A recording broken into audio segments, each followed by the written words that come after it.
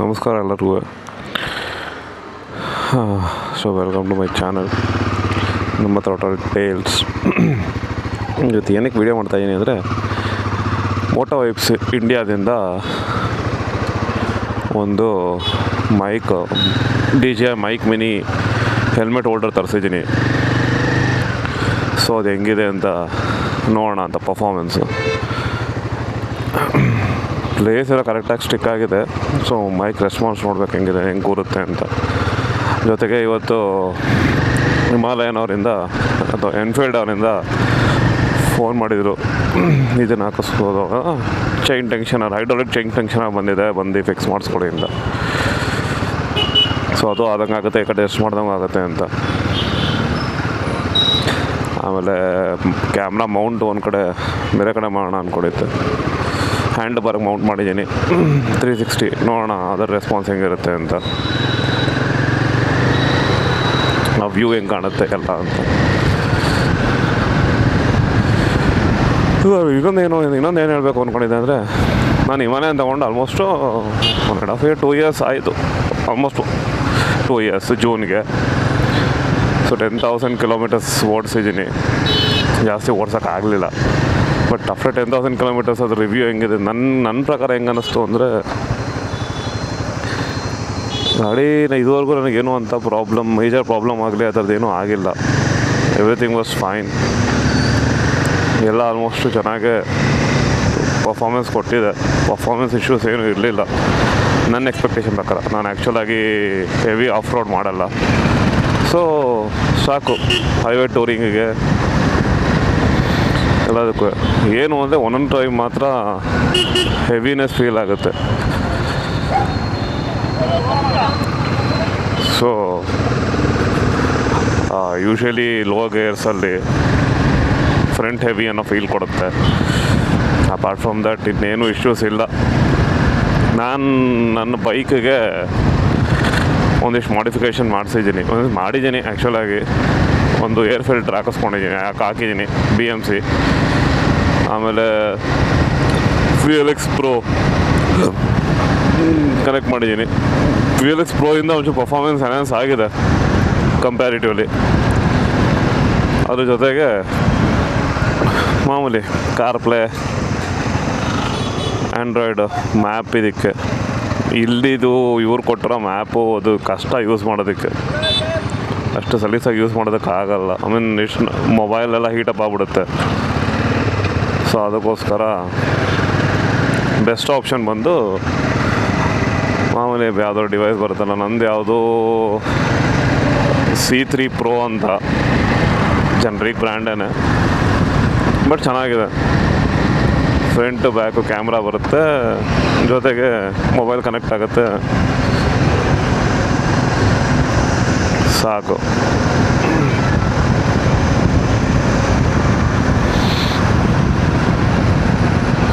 So ನಾನು Himalayan 450 ತೊಗೋಬೇಕು ಅಂದ್ಕೊಂಡಾಗ ಆ್ಯಕ್ಚುಲಾಗಿ 3 options ಇಟ್ಕೊಂಡಿದ್ದೆ. ಹಳೆ KTM ಅಡ್ವೆಂಚರ್ 390 374cc ಇತ್ತಲ್ಲ, ಅದೊಂದು. ಆಮೇಲೆ ಡಾಮಿನೋ ಅಷ್ಟೊಂದು ಆಪ್ಷನ್ ಇಟ್ಕೊಂಡಿರಲಿಲ್ಲ. ಆಮೇಲೆ ಇದು ಯಾವುದದು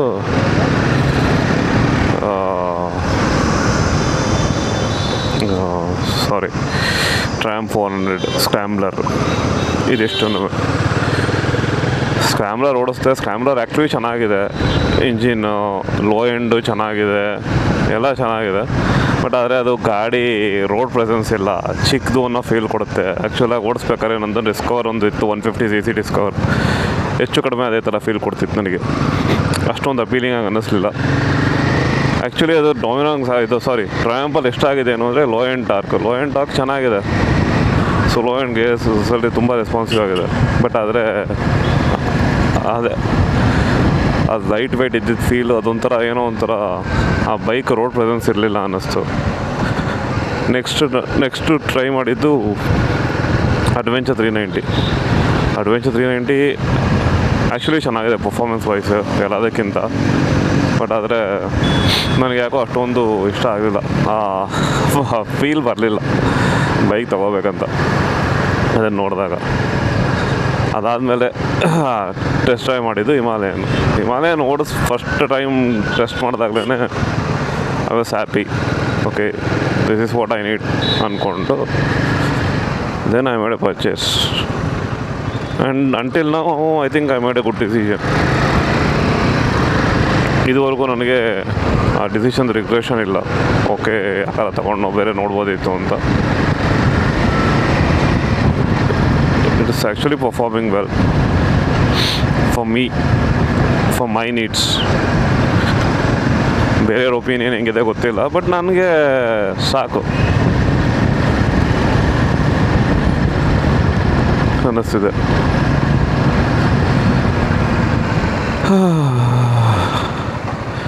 ಇವಾಗ ನೋಡಿದ್ರೆ ಬೈಕ್ಗಳ ಆಪ್ಷನ್ಸು ಅಡ್ವೆಂಚರ್ ಟೂರಿಂಗಲ್ಲಿ ಸಖತ್ ಬಂದಿದೆ. ನಿನ್ನೆ BMW ರಿಲೀಸ್ ಆಯಿತು 450 GS. ಬಟ್ ಪ್ರಾಬ್ಲಮ್ ಏನು ಅಂದರೆ ಪ್ರೈಸಿಂಗ್ ಪಾಯಿಂಟ್ ಆಫ್ ವ್ಯೂ ಅಲ್ಲಿ ಅಗ್ರೆಸಿವ್ ಪ್ರೈಸಿಂಗ್ ಏನೇ 4,50,000-70,000 ಎಕ್ಸ್ ಶೋರೂಮ್ ಬೇಸ್ ಮಾಡಲು. ಸೊ ಆಲ್ಮೋಸ್ಟ್ 560-570 ತನಕ ಬರಬಹುದು ಅಂದ್ಕೋತೀನಿ ಇನ್ ಮೈಸೂರಲ್ಲಿ, ಐ ಮೀನ್ ಕರ್ನಾಟಕದಲ್ಲಿ. ಬಟ್ ಪ್ರಾಬ್ಲಮ್ ಏನು ಅಂದರೆ ಕಾಸ್ಟ್ ಆಫ್ ಮೈಂಟೆನೆನ್ಸು ಹೆವಿ ಜಾಸ್ತಿ. ಅದು ಮೇಜರ್ ಪ್ರಾಬ್ಲಮ್ಮು. ಏನು ಹಿಂಗೆ ಟ್ರಾಫಿಕ್ ಹೋಗೋರು ಯಪ್ಪ ದೇವರೇ.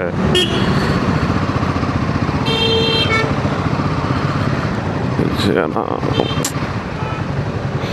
ಮೈಸೂರಲ್ಲಿ ಹೆವಿ ಟ್ರಾಫಿಕ್ ಆಗ್ಬಿಟ್ಟಿದೆ. ಆಮೇಲೆ ಒಂದಿಷ್ಟು ಅನ್ನೆಸೆಸರಿ ಟ್ರಾಫಿಕ್ ಲೈಟ್ಸ್ ಹಾಕ್ಬಿಟ್ಟು ಇನ್ನೂ ಟ್ರಾಫಿಕ್ ಕಂಜೆಸ್ಟ್ ಮಾಡ್ತಾ ಇದ್ದಾರೆ. ಆದರೂ ಹಳೆ ಮೈಸೂರು ಥರ ಇಲ್ಲ ಈಗ. ಸ್ವಲ್ಪ ವರ್ಷ ಎಲ್ಲ ಕಳ್ಕೊಬಿಡ್ತೀವಿ ಅನಿಸುತ್ತೆ. ಮೈಸೂರು ಮೊದಲು ಹೆಂಗಿತ್ತು ಹಂಗೆ ವೀಕೆಂಡಲ್ಲಿ ಕ್ರೌಡೇ ಇರ್ತಿರ್ಲಿಲ್ಲ, ಚೆನ್ನಾಗಿರ್ತಿತ್ತು. ಈಗ ಯಪ್ಪ ಆ್ಯಕ್ಚುಲಾಗಿ ಸಿಟಿ ಒಳಗಡೆ ಕಾರ್ ತೆಗೆಯೋದಕ್ಕೆ ಕಷ್ಟ ಅನಿಸುತ್ತೆ ಈಗ.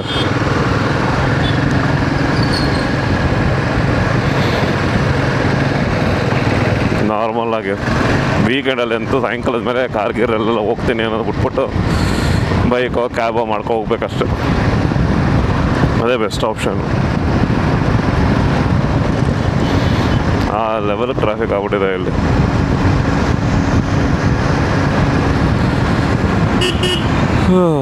ಸೊ BMW ಸರ್ವಿಸಸ್ಸು ತುಂಬ ಕಾಸ್ಟ್ಲಿ. 310ಗೆ ಅವರು ಆಲ್ಮೋಸ್ಟ್ 10,000 ತನಕ ಏನೋ ಚಾರ್ಜ್ ಮಾಡ್ತಾರೆ ಅಂತ ಕೇಳ್ತಾರೆ. ಯೂಶ್ವಲಿ ರಿವ್ಯೂ ನೋಡಿದಾಗ ಹಂಗೆ ಅನ್ನಿಸ್ತಿತ್ತು.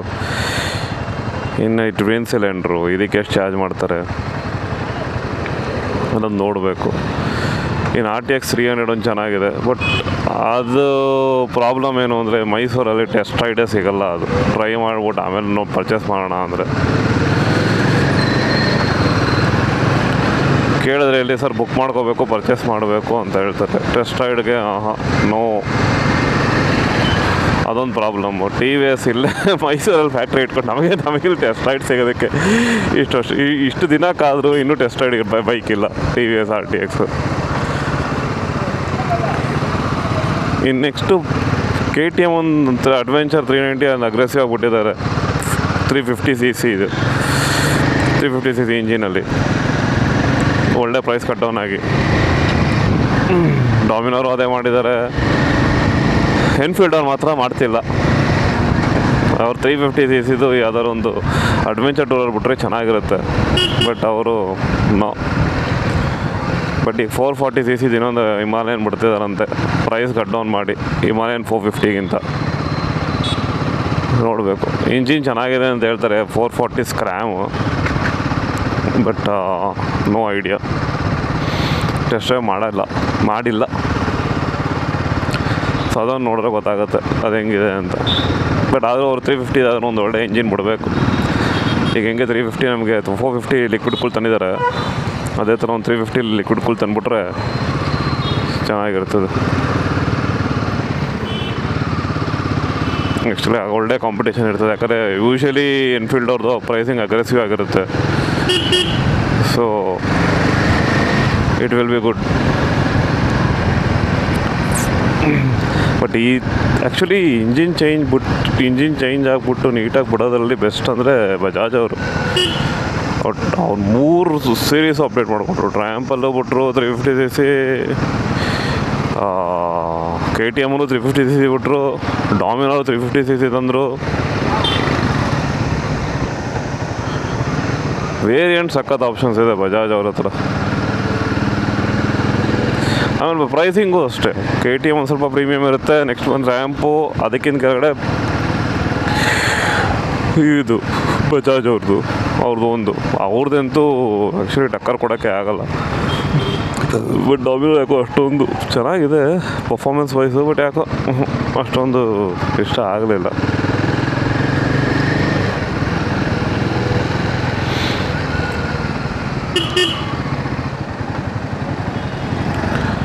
ಸೊ ಈ ಮೌಂಟ್ ಆ್ಯಕ್ಚುಲಿ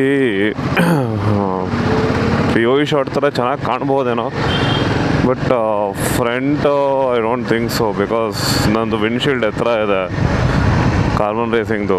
ಆ ವಿಂಡ್ಶೀಲ್ಡಿಂದ ಮೇ ಬಿ ಮುಂದೆ ರೋಡೇ ಕಾಣಲ್ಲ ಅನಿಸುತ್ತೆ. ಮೌಂಟಿಂಗ್ ಪಾಯಿಂಟ್ ಬೇರೆ ಕಡೆ ನಾವು ಮಾಡಿ ನೋಡಬೇಕು ಆ್ಯಕ್ಚುಲಾಗಿ, ಬೇರೆ ಇನ್ನೆಲ್ಲರೂ ಎಲ್ಲಿ ಮೌಂಟ್ ಮಾಡ್ಬೋದು ಅಂತ. ಇವತ್ತು ನಾನು ಮಾಡಿರೋ ಜಾಗದಲ್ಲಿ ನಾನು ಕವರ್ ಅಪ್ ಚೆನ್ನಾಗಿ ಆಗ್ತೀನಿ. ಬಟ್ ಫ್ರಂಟ್ ನಾನು ಕ್ಯಾಮ್ರಾ ಟರ್ನ್ ಮಾಡಿದ್ರೆ ಯೂಶಲಿ ಅದು ಸರಿಗಿದಾಗಲ್ಲ. ಬರೀ ನನ್ನ ಸ್ಕ್ರೀನು ಮತ್ತು ಓಡೋಮೀಟ್ರು ಮತ್ತು ವಿಂಡ್ಶೀಲ್ಡ್ ಕಾಣುತ್ತೆ ಅಷ್ಟೇ. So I need to change the place. It's not the right place. ಸದ್ಯಕ್ಕೀಗ ನಾನು ನನ್ನ ವ್ಲಾಗಿಂಗ್ಗೆ ಬರೀ 360 ಆಸ್ಮೋ 360 ಆ್ಯಕ್ಷನ್ ಕ್ಯಾಮ್ರಾ ಯೂಸ್ ಮಾಡ್ತಾಯಿದ್ದೀನಿ. ಗೊತ್ತಿಲ್ಲ ಏನಾದ್ರು ಆ್ಯಕ್ಷನ್ 4 ಇಲ್ಲ ಆ್ಯಕ್ಷನ್ 5 ಬೇಕಾಗಬಹುದಾ ಅಂತ ಹೆಲ್ಮೆಟ್ ಮೌಂಟ್ ಮಾಡೋದಕ್ಕೆ. ಯಾಕಂದರೆ ಇದಕ್ಕೆ ನನಗೆ ಹೆಲ್ಮೆಟ್ ಮೌಂಟಿಂಗ್ ಅಂತ ಯಾವುದು ಸಿಗ್ತಿಲ್ಲ. ಆಮೇಲೆ ಹೆಲ್ಮೆಟ್ ಮೌಂಟ್ ಮಾಡಿದ್ರೆ ಒಂಥರ ಹೆವಿ ಅನ್ನೋ ಫೀಲ್ ಕೊಡುತ್ತೆ, ಅದು ಒಂದು. ಸೊ ನೋಡಬೇಕು ಹೆಲ್ಮೆಟ್ ಮೌಂಟಿಂಗ್ ಏನಾದ್ರು ಇದೆಯಾ ಯಾವ್ದಾದ್ರು ಅಂತ. ಸಾರಿ, ಹೆಲ್ಮೆಟ್ ಮೌಂಟ್ ಇದ್ದರೆ ಚೆನ್ನಾಗಿ, ಓಕೆ. ಇಲ್ಲ ಅಂದರೆ I need to look for another camera. At least action 4 ಈಗ ರೀಸನಬಲ್ ಆಗಿದೆ, ಸಾಕು ಹೆಲ್ಮೆಟ್ ಮೌಂಟ್ಗೆ. ಯೂಶಲಿ ನಂದು ಎಲ್ಲ ಶಾರ್ಟ್ಸು 360ಲೇ ಆಗುತ್ತೆ. ಮೌಂಟಿಂಗ್ ಪಾಯಿಂಟ್ ಟ್ರೈ ಮಾಡ್ತಾಯಿದ್ದೀನಿ ಬೇರೆ ಬೇರೆ ಜಾಗದಲ್ಲಿ. ಸೊ ಈಗ ಹ್ಯಾಂಡಲ್ ಬಾರ್ಗೆ ಮೌಂಟ್ ಮಾಡಿದ್ದೀನಿ. ಹ್ಯಾಂಡಲ್ ಬಾರ್ದಿಂದ ಅಷ್ಟೊಂದೇನು it's not good place to mount. ಮುಂದ್ಗಡೆ ಶಾರ್ಟ್ ಚೆನ್ನಾಗಿ ಬರೋಲ್ಲ. So I need to change that place. ಅದನ್ನು ಚೇಂಜ್ ಮಾಡಿ ನೋಡಬೇಕು. ಮಾಮೂಲಿ ವಿಂಡ್ ಸ್ಕ್ರೀನ್ ಹತ್ರ ಒಂದು ಜಾಗ ಇದೆ, ಅಲ್ಲೇ ಮೌಂಟ್ ಮಾಡಿ ನೋಡಿದ್ರೆ maybe it will change ಅನಿಸುತ್ತೆ. Will C.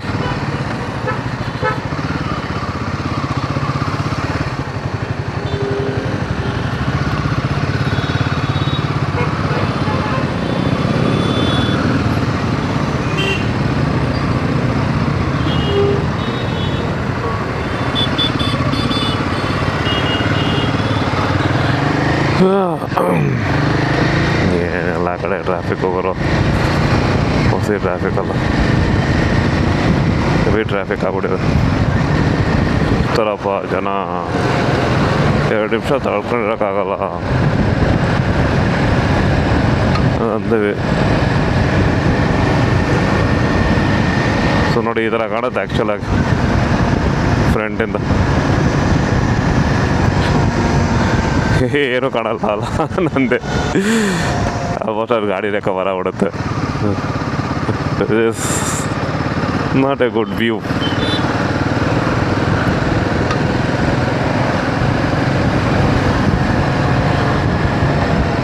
For this it's actually good. ಇದು ಆ್ಯಕ್ಚುಲಿ ಚೆನ್ನಾಗಿದೆ ಈ ವ್ಯೂಗೆ. ಬಟ್ ಅಲ್ಲೊಂದು ಇನ್ನೊಂದು ಮೌಂಟ್ ಹಾಕೋಬೇಕಷ್ಟೆ. ಇಲ್ಲಿಗೆ ಅಲ್ಲಿಗೆ ಸ್ವಿಚ್ ಮಾಡೋ ಥರ ಒಂದೇ ಮೌಂಟಲ್ಲಿ ಆಟಾಡೋದಕ್ಕಿಂತ.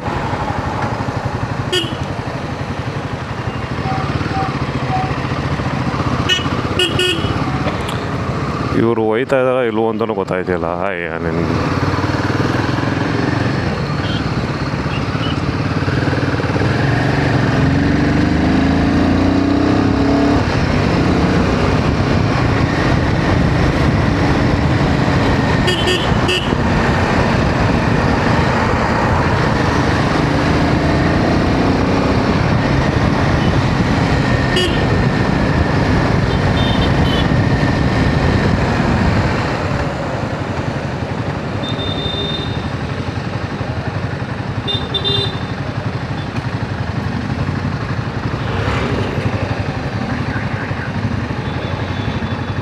ಫುಲ್ ರೆಡ್ ಇದ್ರು ಓಡಾಡ್ತಾರೆ ಜನಗಳೇ ಸೂಪರ್.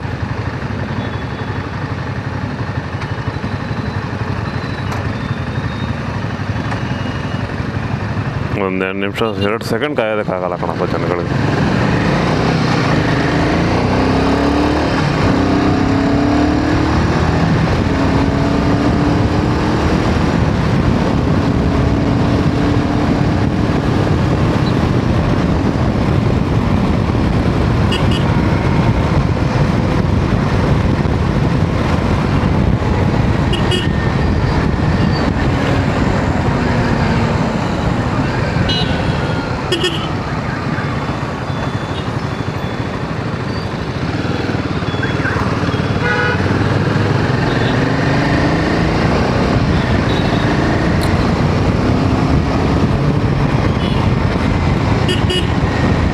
ಜಾಗ ಬಿಡಕ್ಕ ಒಂದು ಸ್ವಲ್ಪ ಹಣ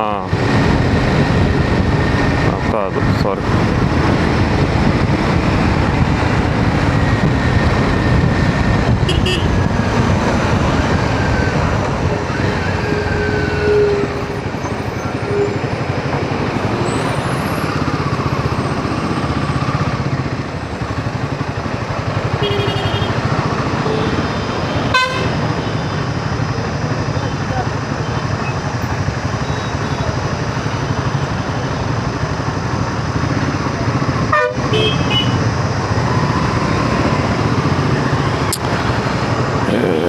ಬೆಳಗ್ಗೆ ಹೊತ್ತಂತೂ ಆ್ಯಕ್ಚುಲಾಗಿ ಬೇಜಾರು ಹೆವಿ ಟ್ರಾಫಿಕ್ಕು.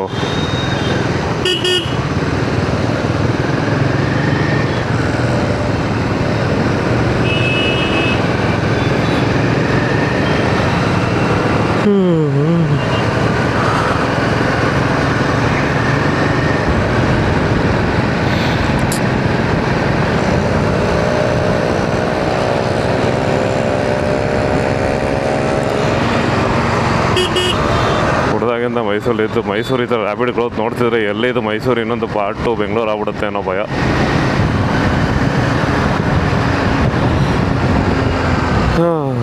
ನೋಡಬೇಕು ಕಣಪ್ಪ.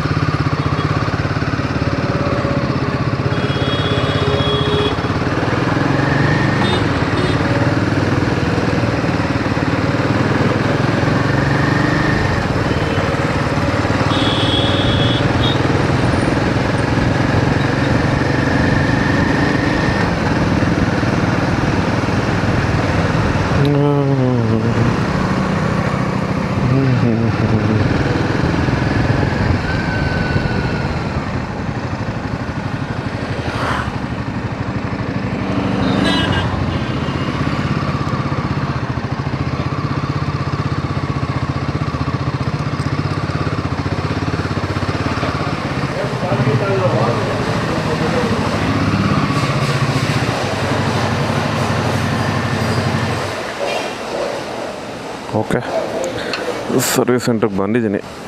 ವಿಲ್ ಸ್ಟಾಪ್ ಇಟ್ ನಾವು.